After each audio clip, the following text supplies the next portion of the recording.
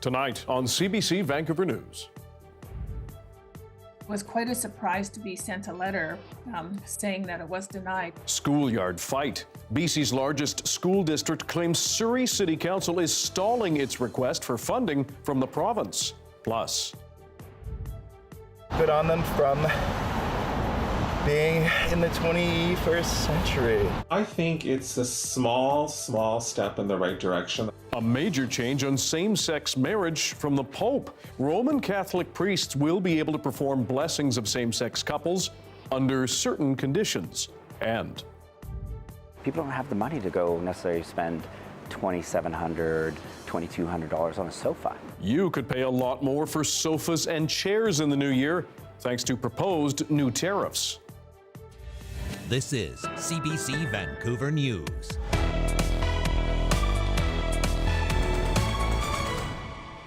Good evening, I'm Dan Burrett. Thanks for joining us. The Surrey School District is claiming City Council is holding up its request for funding from the provincial government. For the first time ever, Council rejected what's known as the Eligible School Sites proposal. The school board says that leaves it in limbo at a time when some schools in that city are already bursting at the seams. Mira Baines joins us now. Mira, what happened here?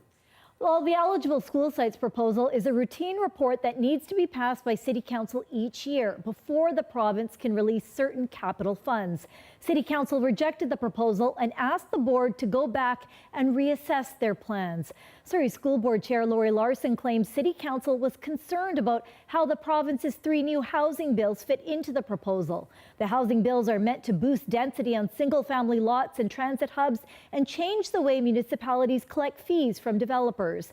The school proposal was submitted before the housing bills were passed.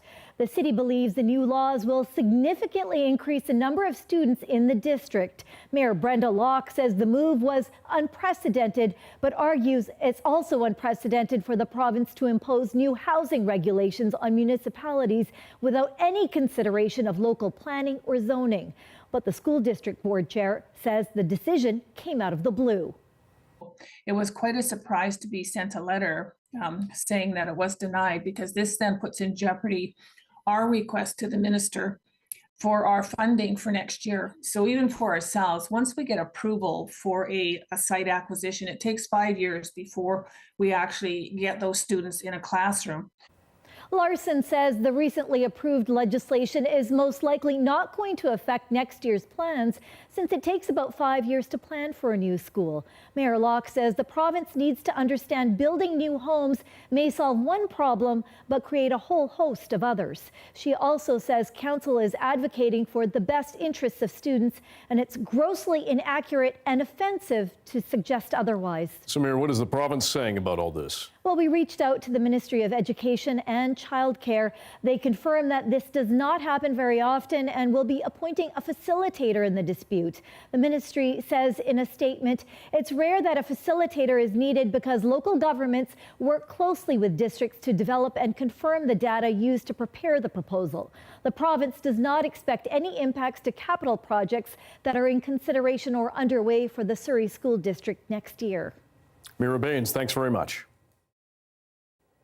Pope Francis has issued a landmark ruling on same-sex marriage. The Vatican document says Roman Catholic priests can now perform blessings of same-sex couples under certain conditions. They can now be done as long as they are not part of regular church rituals or civil unions or weddings. Our Michelle Gomez has reaction from Vancouver. It's a big change for the Catholic Church, not known for radical moves. Pope Francis formally approved the blessings of same-sex couples by a priest. For this member of Vancouver's gay community, it's welcome news. Yeah, the reason I'm no longer in the religion is because I'm gay. And I didn't feel like that was compatible. Those two things were compatible growing up. Good on him. Good on them from being in the 21st century.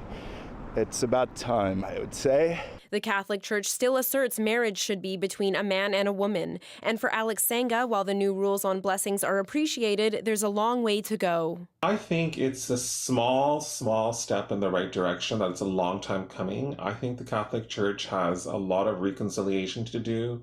I think the Catholic Church has a lot of even reparations to pay toward the queer community, the LGBTQ community. He says many Catholic members in the group feel rejected by their faith. The mental health trauma and damage that happens when you've been rejected by your families and your faith and your religion is really traumatic. And so many Catholic people historically have been rejected by the Catholic Church. Sangha hopes Monday's announcement will eventually lead to further progress in the Catholic Church, like accepting gay marriage, a sentiment that is echoed by many Vancouverites. I'm happy that the Pope's changed his point of view and the world's becoming more open. Yeah, I'm really open-minded, and I believe that what the Pope's doing is a good thing. No matter what religion people are, you should love who you want to love. The Archbishop of Vancouver, the Most Reverend J. Michael Miller, wrote in a statement the Archdiocese is reviewing the newly released documents. He said they're always striving, in keeping with the gospel and tradition, to become an ever more welcoming community. Michelle Gomez, CBC News, Vancouver.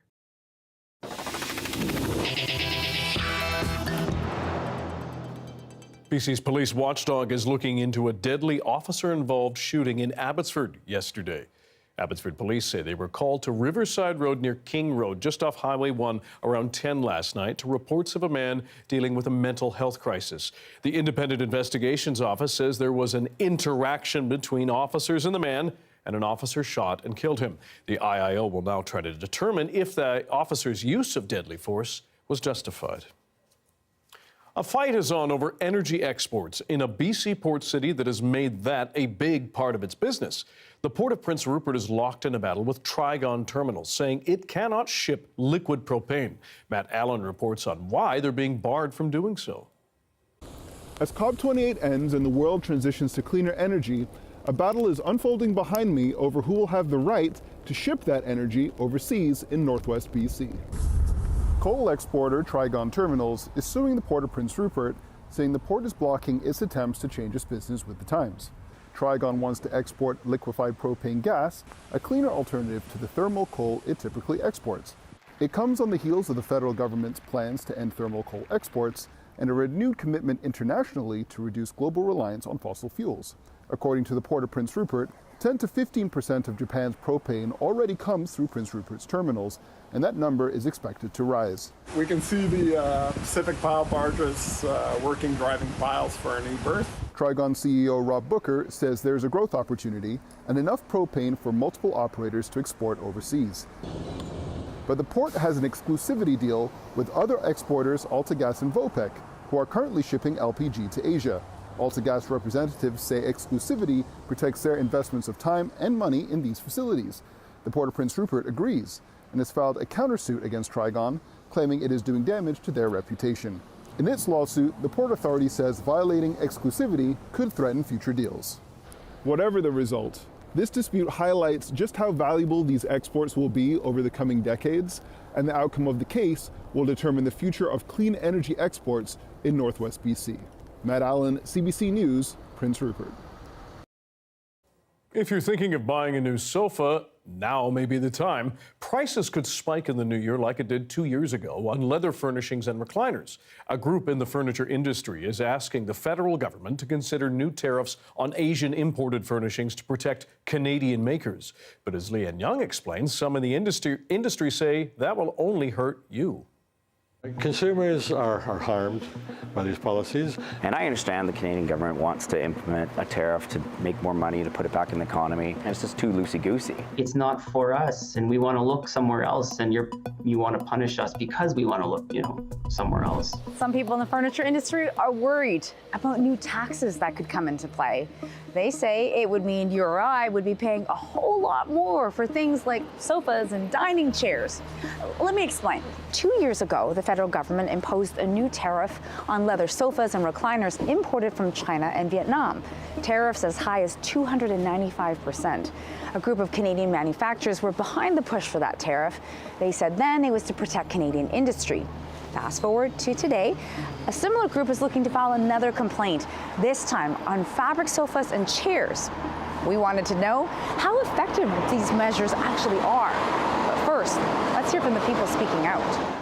How did it affect your business then? What happened when that tariff came into place? Boy, that was a wild time. We had a number of containers on the water, and what we weren't aware of is the duty tariff that was implemented immediately.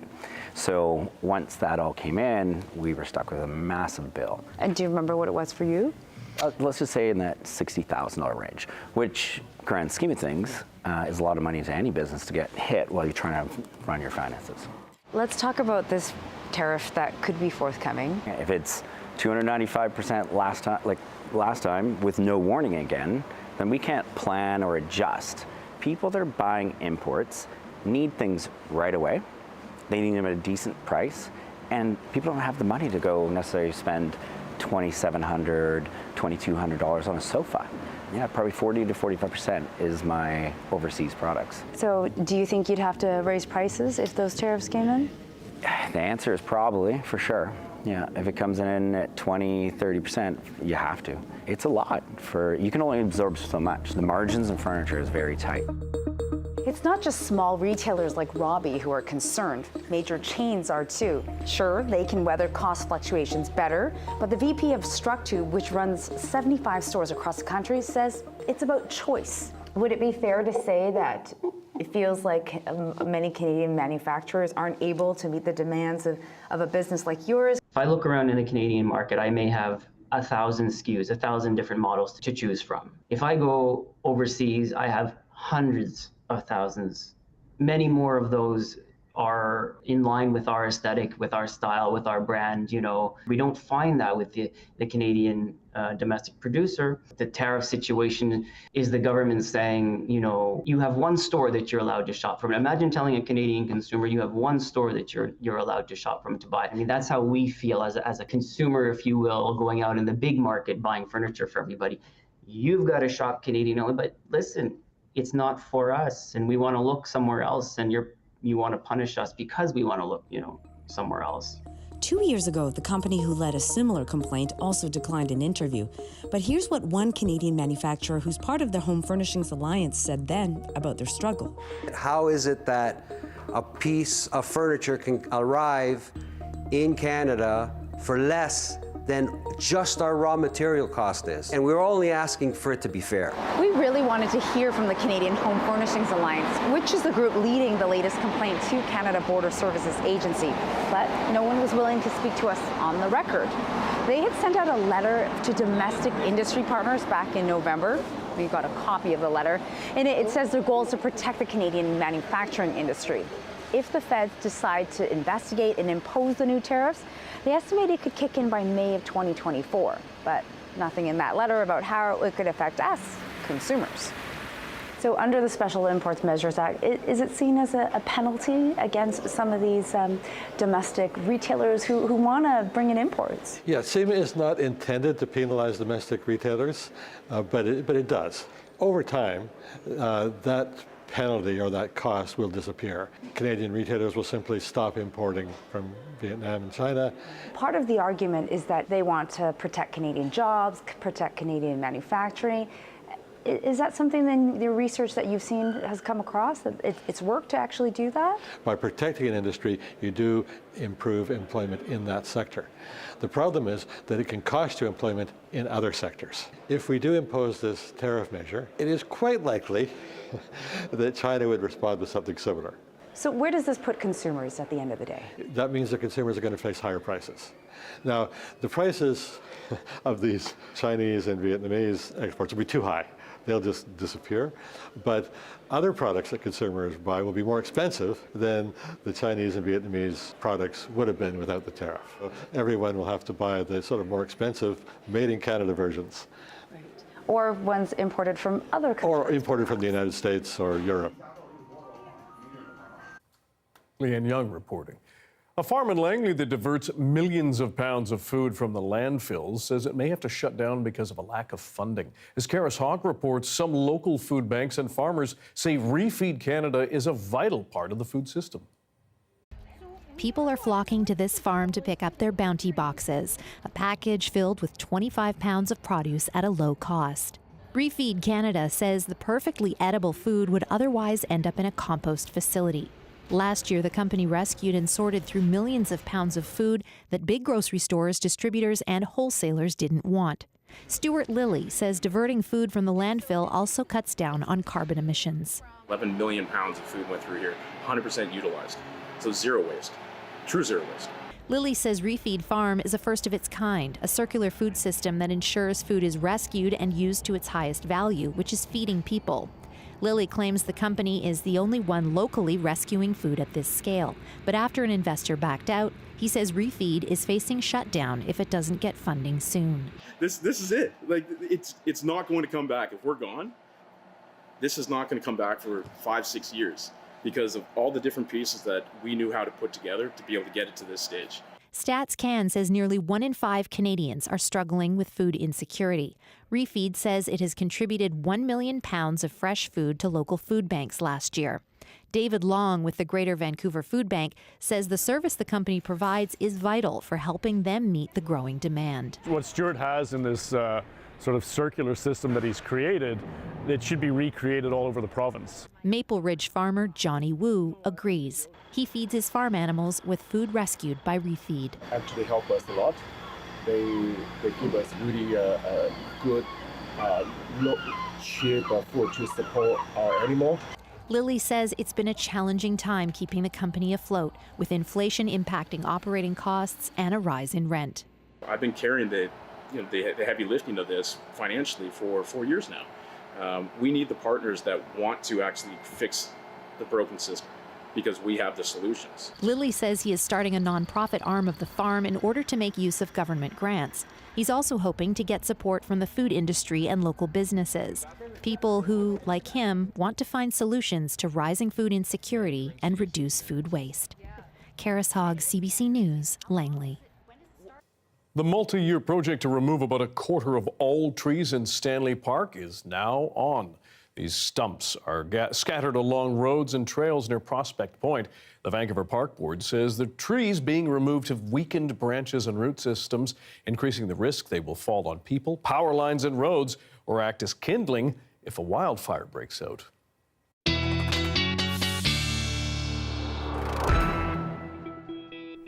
Our science and climate specialist Darius Madavi joins us now with the forecast. Darius, back to a little bit of the damp, but not a terrible day overall. It's not too bad, at least on the west coast. Meanwhile, there's quite a nasty storm hitting the east. I thought we could take a quick look because the conditions are quite something. Now take a look here at the map of weather watches and warnings, rainfall warnings, wind warnings, storm surge warnings. This is because of a really special system that has come up through, and by special I mean quite nasty. Now temperatures across parts of the east are 15, 20 degrees Celsius above where they'd usually be, and because of that the air can hold a lot more moisture than usual. And so we have this high pressure system out in the Atlantic and a low pressure system over Quebec that is steering all this moisture up and into the province. So we're going to see some incredibly heavy rainfall and snowfall out here. Now, that's going to continue into tomorrow, but meanwhile, if we take a look over in our neck of the woods in BC, nothing like that happening. We do have quite a bit of moisture streaming into parts of the coast. Here you can see that the south coast did get quite a bit of rain earlier today, but nothing coming to us like what we saw out there. You can see considerable moisture over the next few days, but nowhere do we have any rainfall warnings. I'd expect that the rainfall totals, we'll take a look at this later this hour, but won't exceed around probably 20 to 30 millimeters even at its peak. So here in Vancouver, expect that we should have a drier day as we get later into some drier days as we get later into the week around Wednesday and Thursday. And tonight, just expect a little bit of rain in the morning, but nothing too bad. Okay, Darius, we'll check in later. Thanks very much. Thanks, Dan. As we head into a provincial election year in 2024, the reigning BC NDP is still comfortably in the lead. There is competition, though, between the two parties currently in second place. Several polls, including one by Angus Reid, show that public support is waning for BC United, the former Liberal Party, in favor of the BC Conservative Party. Conservative leader John Rustad was ousted from the BC United caucus last August. BC United leader Kevin Falcon joined Stephen Quinn on the early edition this morning. Who fired John Rustad this year, or last year rather, creating really a new opponent that's now beating you in the current polls, if you trust polling anymore. Mm-hmm. He's also drawing votes away from you when the NDP is already in a comfortable lead. Yeah, well, first of all, I'd be very, very careful about polls. And I think if anyone, the media knows best. I remember back in 2013 when the BC Liberals, I wasn't running in that election, but they were 22 points down in the polls 2 weeks before an election. The media made up their minds. They said, oh, yeah, there's no question Adrian Dix is going to be the premier. This is done. And they were wrong. BC Liberals won a majority government. So, and we saw that again in the Vancouver elections. David Eby was out campaigning for Kennedy Stewart. And I remember thinking to myself, I can't believe he's doing that, because I could see for sure, I thought Kennedy Stewart was going down, even though the polls said otherwise. And sure enough, the ABC swept every seat they ran a candidate. So I'd be very skeptical of polls. I'll tell you how you can really tell, though, if it's true. If he really is enjoying that much support, go out in the street and ask the first 10 people you meet, who's the leader of the BC Conservative Party. You'll find what CTV found when they did a streeter. 8 out of 10 said, I don't know, and 2 said Pierre Poilievre. It's mostly just confused vote, and I totally get that. 10 months from an election, we got lots of time to make sure people know who we are.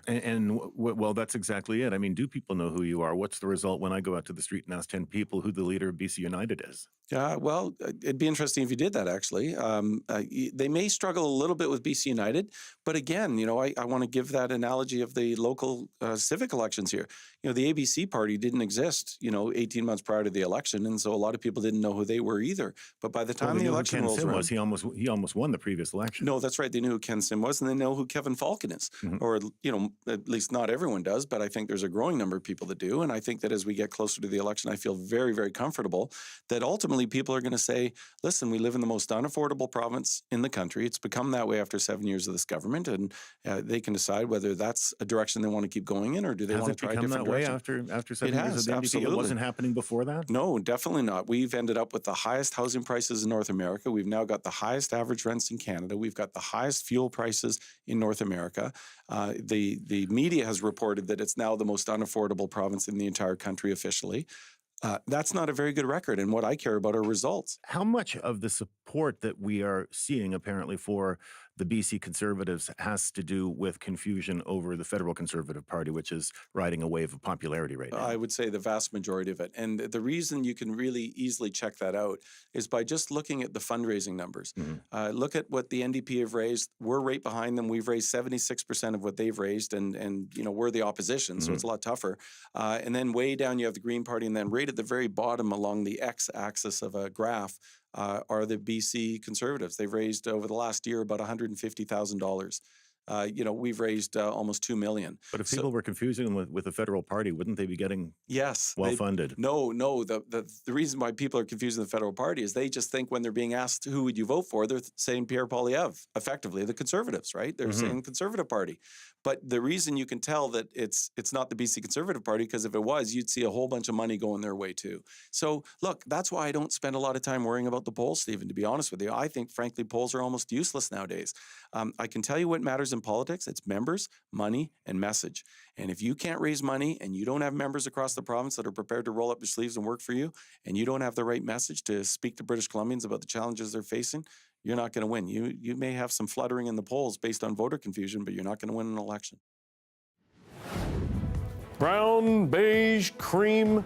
Are neutral colors destroying baby products or making them more aesthetic for parents and guardians? Our CBC health columnist, Dr. Melissa Lem, breaks down that sad beige baby parenting trend right after this.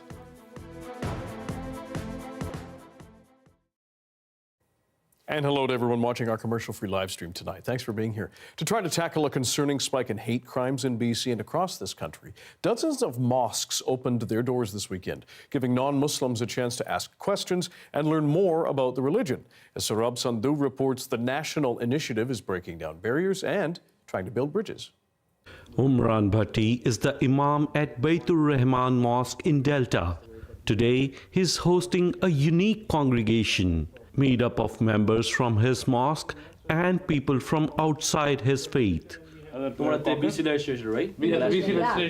This weekend's gathering, part of a national initiative being held at Ahmadiyya mosques across the country. Organizers say Bring a Friend to the Mosque is aimed at promoting understanding and cultural compassion by providing a platform for open and honest dialogue. This initiative background is basically to help understand with the rise of the anti-Semitism and Islamophobia around the world. The Youth Association took up this opportunity to invite their neighbors, to invite their friends and colleagues. This is how we can have these open forum dialogues. Gavin Mainagadinji was invited by his friend to be a part of the conversation. I'm always curious, I like knowing things, getting to, meet with people, and that's why I'm here, Maina Gidenji says the experience gives him a chance to understand how the Muslim community is feeling and who they are. We get to learn that what we see probably on social media, what is portrayed of them, is not really true. PC Human Rights Commissioner says the violence overseas has sparked a surge of discrimination towards Jewish and Muslim people in this province. The National Council of Canadian Muslims says the past few months have been the worst in decades for Islamophobia. Especially in the wake of what is happening in the Middle East and the hatred that we see around in our communities, whether it is in the form of Islamophobia or in the form of anti-Semitism. I think any such initiative that brings people together and gives them the opportunity to have a dialogue is always appreciated. Imam Bhatti says it is important to recognize every hate crime and condemn it unequivocally. When we and our brothers and Jewish members get attacked or they have some incidences, then Muslim brothers will all be there to help us, supporting hand and leading shoulder in these times of difficulties. And we believe that this is the way we can promote love for all, hatred for none, and bring people together. Organizers plan to hold similar events in the coming weeks, with hopes of educating communities and eradicating misconceptions. Saurabh Sandhu, CBC News, Delta.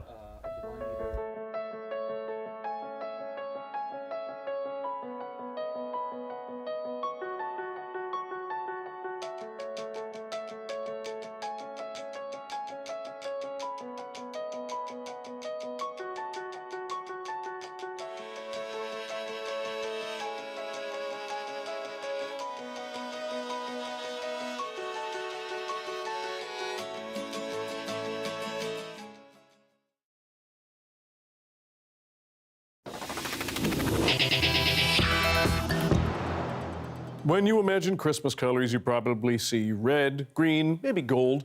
But some parents and social media creators are leaning into the neutrals in a big way this year. This mother is under fire for spray painting her child's bright plastic Christmas tree muted green and gray so it can match the decor in her home. It's part of a trend called Sad Beige Baby. It refers to youngsters and young children whose parents opt for cream, linen, cloths, and wooden toys, all in the name of the aesthetic their parents and guardians are trying to achieve.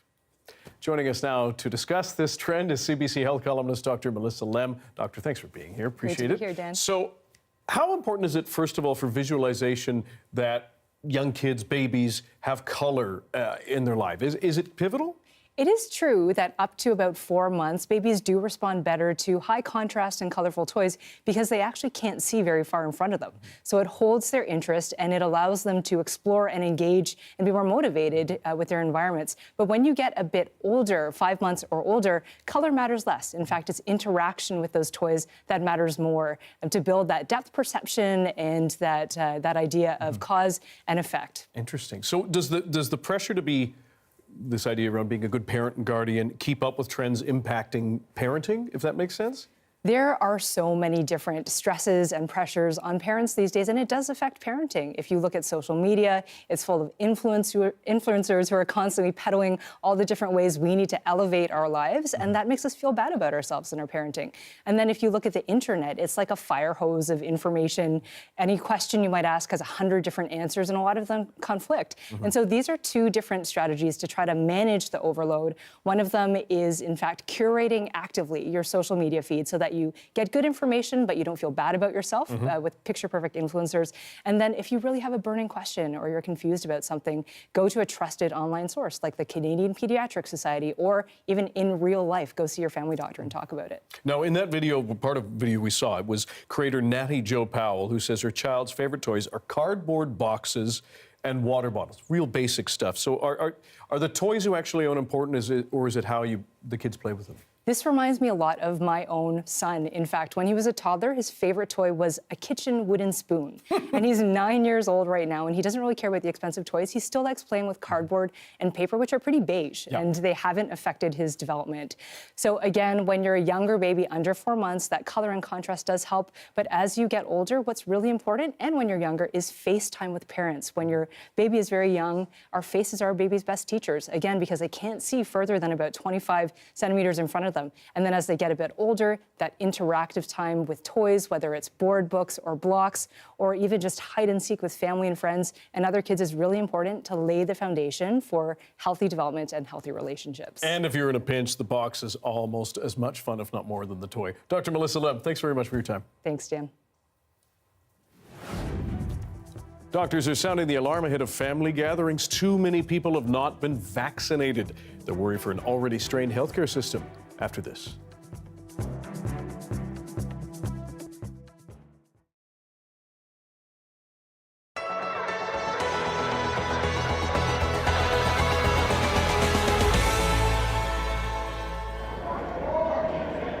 This team has come all the way from Japan to find good curling. And that led them here, to this small town, Bonspiel.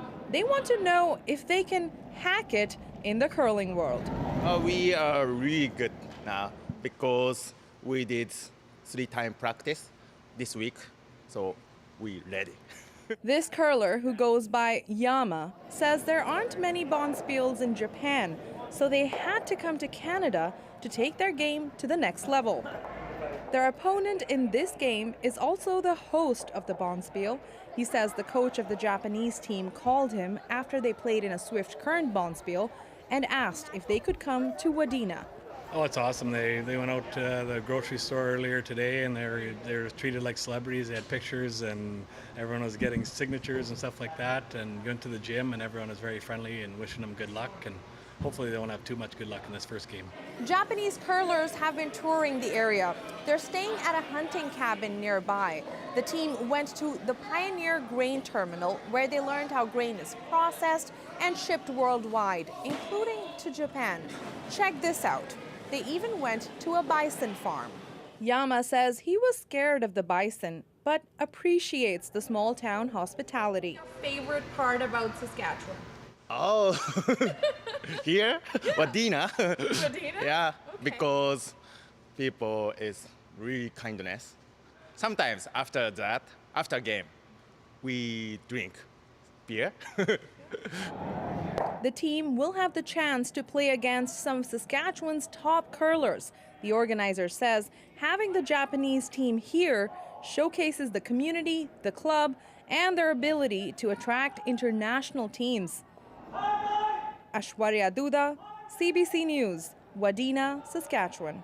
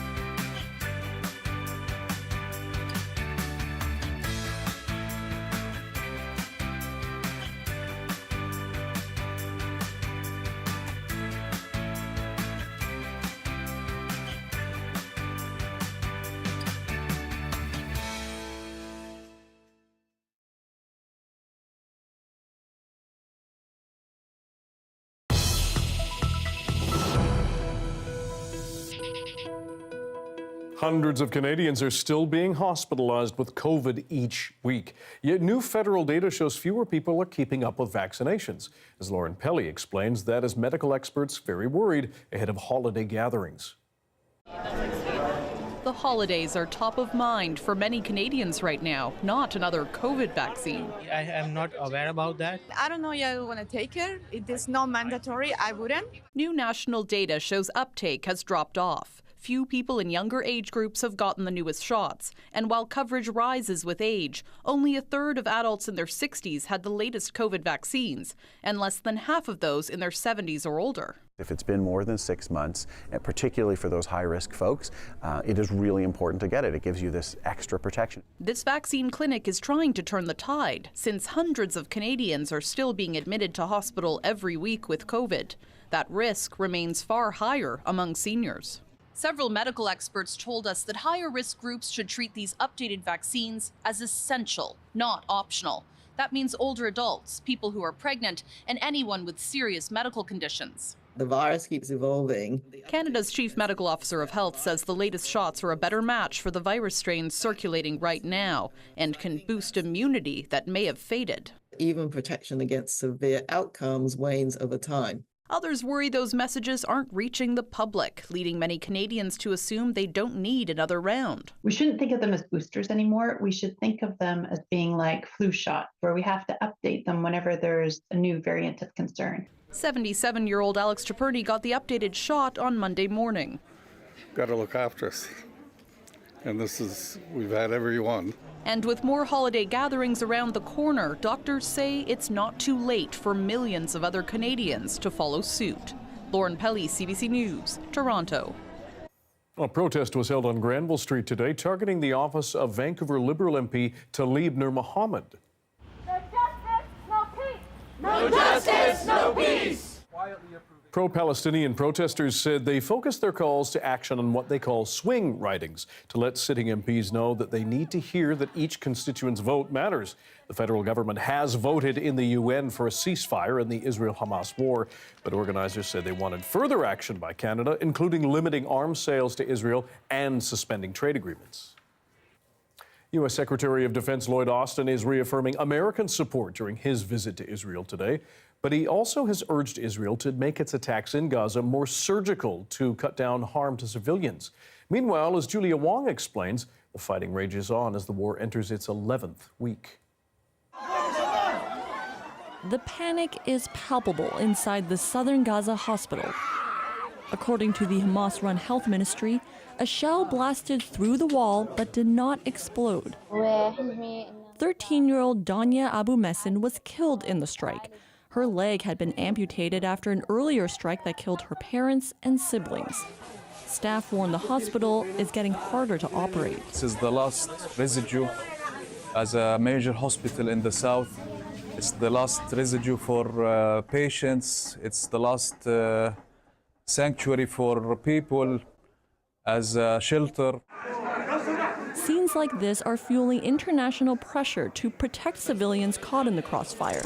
The U.S. Defense Secretary today stressed that message, while reaffirming Israel's right to defend itself. Protecting Palestinian civilians in Gaza is both a moral duty and a strategic imperative. And we will also continue to urge the protection of civilians during conflict and to increase the flow of humanitarian aid into Gaza. The IDF is operating to minimize the harm to civilian population. UK Prime Minister Rishi Sunak today added his voice to the growing calls for a sustainable ceasefire. Whereby hostages are released, rockets stop being fired into Israel by Hamas, and we continue to get more aid in. But fighting is not letting up. More than 2 months after Hamas killed about 1,200 people in a surprise attack.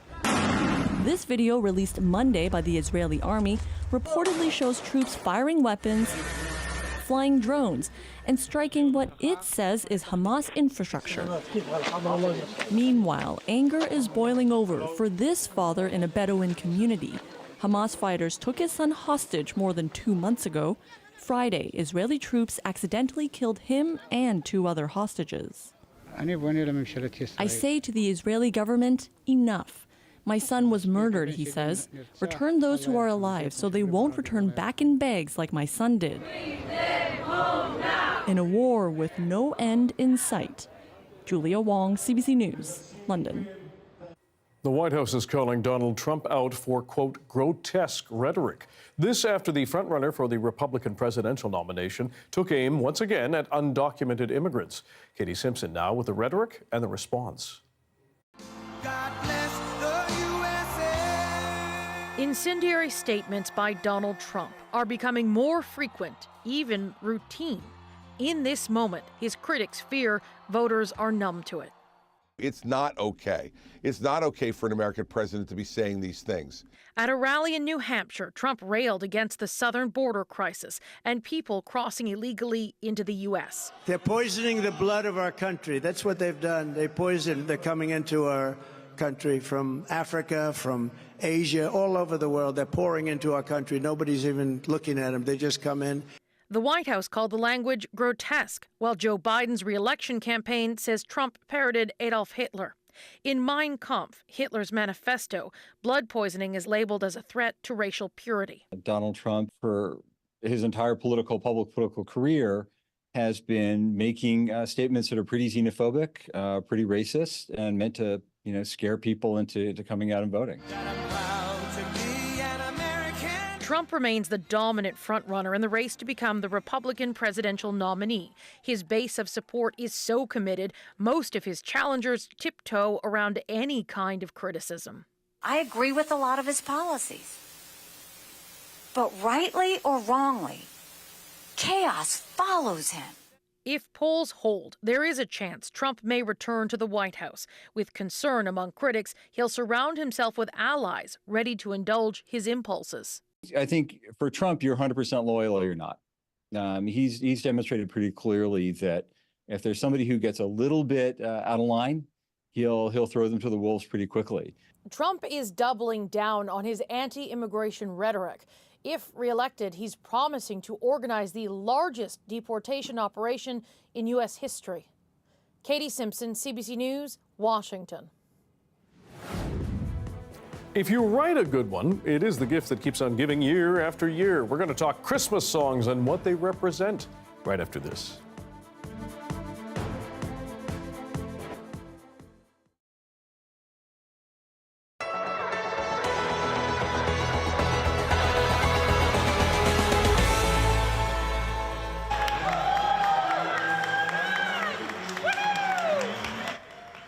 Welcomed by cheers and applause, these 7 island families walked into a winter wonderland at the cruise ship terminal in Charlottetown. Among the decorations, 7 Christmas trees, one decorated specifically for each of the children. As 7-year-old Maverick Bishop approached his tree, he noticed a very special decoration draped across its branches. My beads from home. Maverick was born with congenital heart disease, and every time he visits the hospital, he gets a bead to add to the string. We found out before he was born that we were on a long journey of surgeries. He's now had 6 open heart surgeries, and he'll have his 7th sometime in the new year, I'm sure. He has a lot of bravery beads that they were able to incorporate into the tree, so that was the first thing that you get kind of emotional when you see that on there. From trees covered in cookies to trees fit for a princess, every tree was designed by a PEI business or organization according to each child's vision for the perfect Christmas tree. For Davis Nicholson, that meant a tree covered in fresh white snow and a nod to his favorite sports team. Man, it was like just a lot of emotions for myself and also just like a lot of the other Wish kids. There are so many people on the island who are willing to help lend a hand, support. So it's really just heartfelt to see all of these people gathered here today to kind of just uplift the spirits of so many kids. It didn't take long for most of the kids to notice the stacks of presents under their trees. After sharing a meal with the other families, Maverick and the other kids got to open gifts, and some couldn't hide their excitement. When you're going through a journey like we all are, you need an army of support. So it's nice to have us all together in one room, but also just not think about the hospital and not think about what tomorrow or the next day is. It's just we're enjoying tonight and getting to know each other a little bit better. This was the first time the Make-A-Wish Trees of Joy event has been held on PEI, and organizers say they hope to make it an annual tradition. For these 7 kids, there was one final gift to remember the night. They got to take their trees home. Brittany Spencer, CBC News, Charlottetown.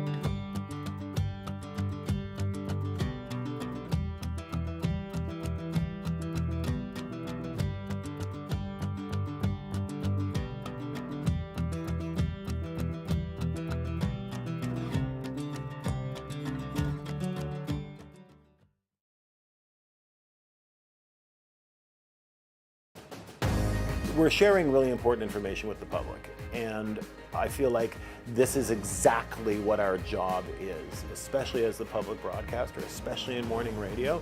That's incredibly important. Thank you. Thank you. Thank you. Thank you. Thank you for making CBC British Columbia's Food Bank Day a huge success. We kicked off the holiday season with a day of special programming, festive performances, and a whole lot of generosity from you. So far, we have raised an incredible amount for food banks across BC, and you can still donate all month long. Let's make the season kind for people in need. Head to cbc.ca/foodbankday.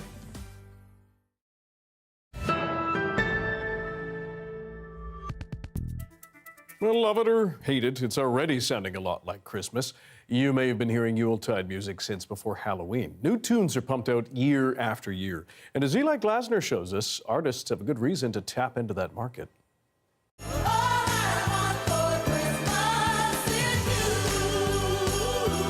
Is it really the holidays if you haven't heard Mariah?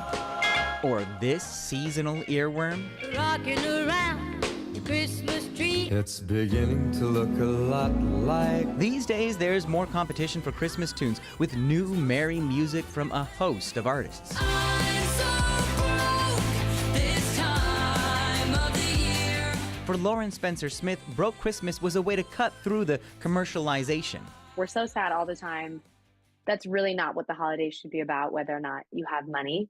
So I feel like it was a really funny way to just laugh about the fact that everybody else is going to get iPhones.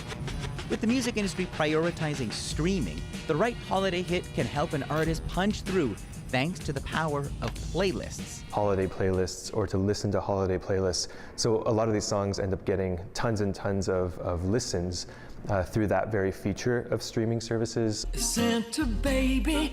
Just ask Cher what was behind the release of her first Christmas album. The record company. But for a lot of legacy artists, it can be a way to get back out there, get back on the charts. Charts now dominated by seasonal selections. Christmas wasn't even part of Alex Cuba's life growing up. But when he was writing a song, all of a sudden the word Navidad showed up in my mind.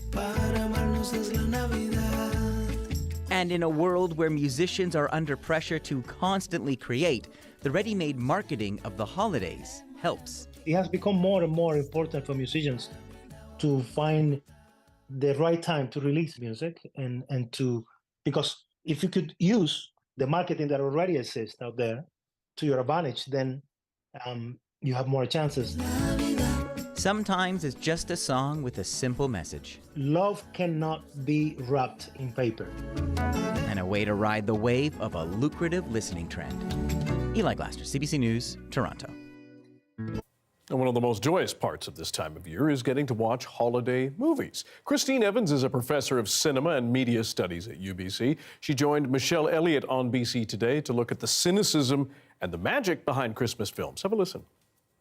The cynical side of it is that, we all want to pretend that we love Christmas, but Christmas is ultimately just a very stressful time when you're an adult. Yes. And the movies just sort of feel all of those feelings of goodwill on our behalf. So we don't have to feel them. The movies feel them on our behalf.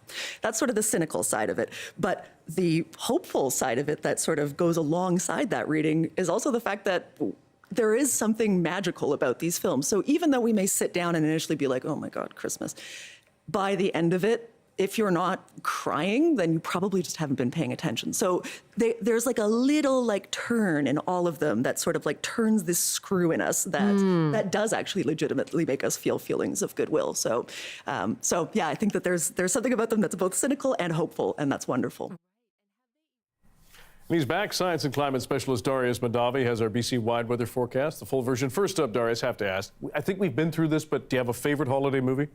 Yes, we have talked about it before. Miles Brothers Christmas. People need to go watch it because two people I've ever talked to have actually known what it was. It's a remake of A Year Without Santa Claus. Highly recommend. All right. Dan, what about you? Oh, Die Hard and A Christmas Carol with Alistair Sim. You know, classics. One being very controversial to call it a Christmas movie, and the other being No, A Christmas Carol isn't that controversial. Fair enough. Okay. Dan, before we get into the BC weather, I do think we should talk about some breaking news that is coming from around the world. The eruption in Iceland. Now, we've been talking about this for over a month now with residents of the town of Grindavik, a town of around 4,000 people, or 1% of Iceland's population, having been evacuated over a month ago. Now, with that being said, this has been quite the story over the last month or so because we haven't known when this eruption is going to happen. And what we're looking at here is jets of lava that erupted just after midnight local time, so just a few hours ago, over 100 meters high, some of these jets of lava, the magma flowing out at a rate of 100 to 200 cubic meters per second. That means that it could fill 3 Olympic swimming pools with the amount of lava gushing out in under a minute. So this has been quite the eruption. It has been more powerful than officials were expecting at the were forecasting and modeling for. And so based on the previous eruptions over the last couple of years, experts were saying that this eruption could reach the town of Grindavik if it appeared where they thought, which it did, in just 12 hours. But because of the force of this eruption and the fact that the fissure does seem to be growing south, it is entirely possible that it could reach the town in a matter of hours if that fissure does start to move in that direction. Some experts say that it seems to be doing that already, but not at the extreme pace that would put it there in just a small amount of time. So definitely a developing situation, one that we will continue to watch for over the next couple days. And with that being said, nothing that extreme happening here in BC. I know that's quite a transition, but we do seem to be having some trouble with the graphics here. So we're actually starting in a different spot than we normally would, but that's all right. We can see that the conditions tomorrow, pretty rainy, pretty snowy across the province, but nothing too much to worry about because accumulation levels not expected to be anything too bad. Now, temperatures are going to be around seasonal, but for the south coast, quite a bit above. So our freezing levels are actually going to be quite high. And if we zoom in on Vancouver, you can see that even though we are expected to get a considerable amount of precipitation, close to 20 millimeters over the next few days, for the local mountains, that does not translate to any snow because freezing levels are close to 2,000 meters. And so it's most likely to just be rain for those mountain tops. Now, if we look at our weather here in Vancouver, you can see plenty of rain on the way, but again, pretty much just light showers. We're looking at some periods of rain tomorrow and scattered showers throughout the rest of this week before we seem to potentially dry up this weekend, but still a cloudy forecast. And here you go. This is why I said it was out of order, but you can see that precipitation come and loop around parts of the south coast as multiple systems roll through and affect first the south coast and then rolling up, and then the next system comes down from the north and continues to move down. So expect that we should continue to see periods of showers right through the day. And lastly, here's our accumulation map. You can see plenty of snow for the interior, but again, freezing levels on the south coast quite high, so just expecting plenty of rainfall over the next 48 hours. So depending on where you are, a different forecast of rain or snow, but precipitation across the board. So Dan, there is our unusual order of a forecast, but a complete one. Yeah, indeed. It's all good. Thanks, Darius. Thanks, Dan. Back in time for the holidays. Nearly 500 sailors and aircrew returned to port today on Vancouver Island, what they were up to, and their joyful return after this.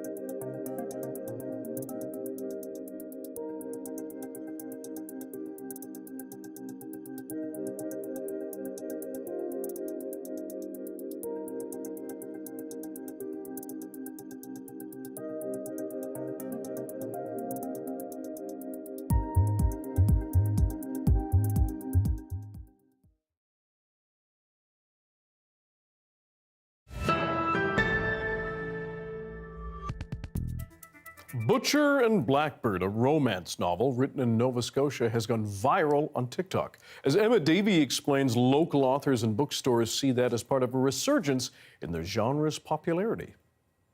I just finished Butcher and Blackbird last night.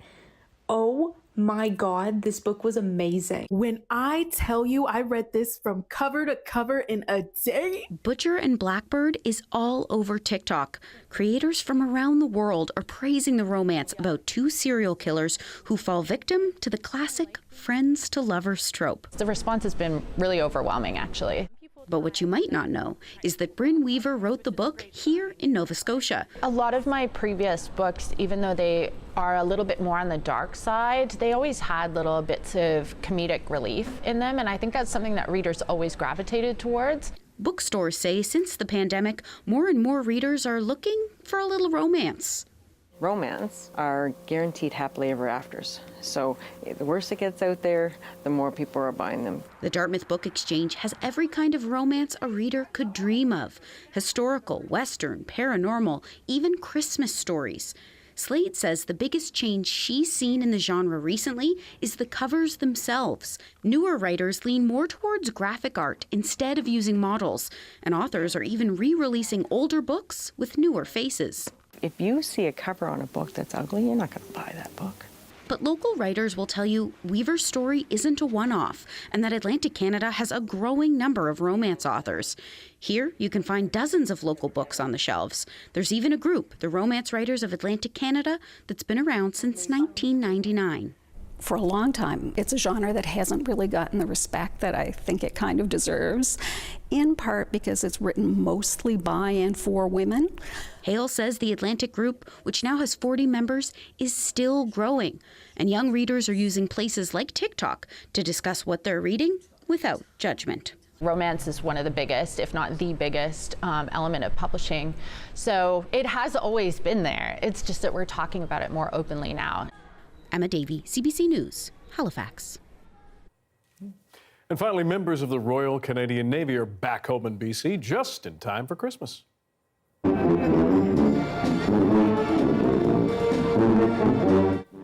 3 Navy ships and 1 Air Force plane arrived at CFB Esquimalt near Victoria today after a 127-day deployment. The crew visited 7 countries as part of Canada's Indo-Pacific strategy. Family and friends of the nearly 500 sailors and aircrew gathered to cheer on the homecoming. It was a long, but it was a short because of the people who I have and because of the crew I have, because of the captain who I have. It was made it very fun. It was short, but it was a long enough for that I missed my husband, and now I'm super happy to see my husband. Now, the first ceremonial kiss of the ship's return was awarded to Si Hyung Ryu. It's a tradition that is decided by the crew on board to raise money for charity. Nicely done. Thanks for being with us tonight on CBC Vancouver News at 6. You can watch this newscast on CBC Gem, our free app, as well as on YouTube and our website, cbc.ca/BC. I will have your next local news at 11 o'clock, right after the National. We'll see you then.